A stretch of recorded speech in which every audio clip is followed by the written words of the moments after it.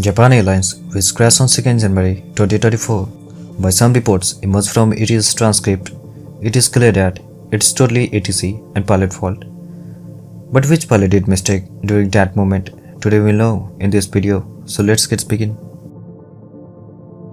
On Tuesday 2nd January 2024, according to local time of Japan, at 8 in the evening, Japan Airlines Flight 516 preparing for departure for the next destination Tokyo. This aircraft was a model of Airbus A350-941. According to report, this aircraft was only 2 months old, which delivered to the Japan Airlines on 10 November 2023. So after completed boarding of 368 passengers and 12 crew members, Flight 516 departed from Niigata Airport at 4:27 p.m. for the next destination, Haneda International Airport. So after carried out 1 hour and 60 minutes of uneventful journey, at 5:43 p.m., Japan Airlines pilot contacted Haneda ATC for continuing approach for runway 34 right. In response, Haneda ATC instructed Flight 516 pilot for the wind 7 knots from 320 degree. On the ground, the asset pilot reported their own position there on taxi C and also requested permission for their further clearance. After that, tower permitted their request and instructed to the asset pilot, please taxi to the runway and hold on C5. Here this sentence, please taxi to the runway, might be created confusion for the asset pilot. I think they didn't understand whether they have to hold on C5 or first taxi to the runway and then hold in front of taxiway C5. Here guys, you surprised to know that the asset pilot acknowledged to the ATC they will first proceed to the runway and then he will hold on C5. Here after acknowledging, ATC didn't respond anything, so that's why here the asset pilot directly started proceeding towards runway. I think you might be thinking that here the asset pilot did mistake, but from my point of view, they follow the same exact instruction and guidance that whatever it is said. At 5:45 on final approach, Flight 516 pilot had given final landing clearance by ATC and also said to the pilot, there is no problem and you can continue approach on runway 34 right. Now at 5:47 and 24 o'clock, Japan Airlines crossed the runway threshold. But wait, here is a question. On this time, why ADS-B transponder of this aircraft not allow the crew that there is a traffic on the runway? Traffic. I think Flight 516 pilot ignored traffic warning and continued followed ATC instruction and rely on them.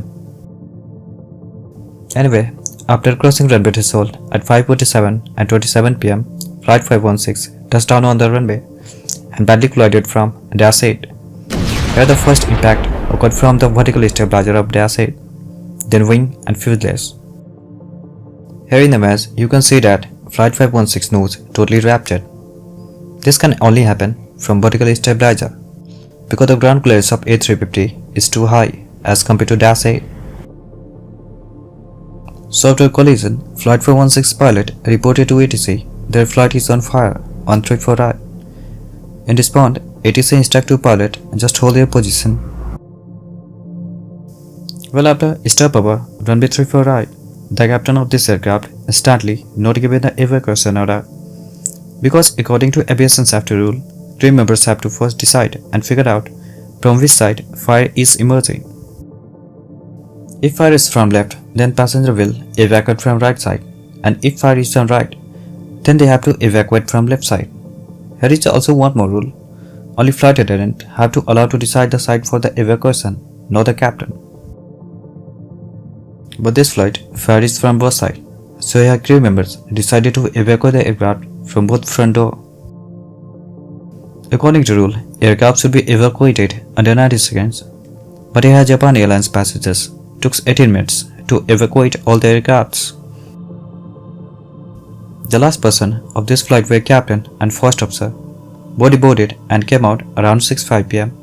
after checking out any passengers left behind the cabin. Before the evacuation, flight attendant instructed to all passengers just leave your baggage and then evacuate the aircraft, and after that passenger followed same instruction that whatever flight attendant said. But during evacuation process, 70 passengers injured among 368. So after approx 45 minutes of collision, this small fire quickly accelerated up to the cockpit and turned into worst nightmare. Firefighters could not handle the situation. So after a few hours of burning, the fuselage of Japan Airlines turned into ashes and completely destroyed.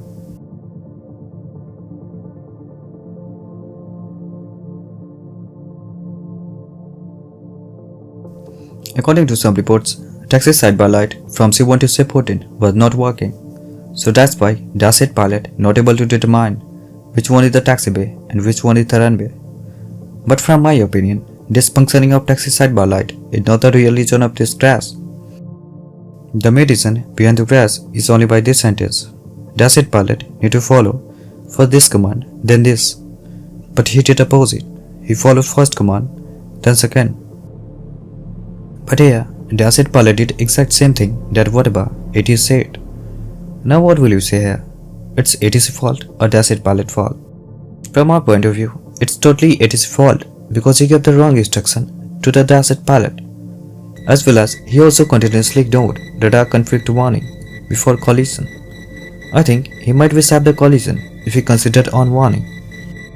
But here is also one more question. On shots final, why Flight 516 pilot ignored ADSB traffic warning? Why they could not make go around?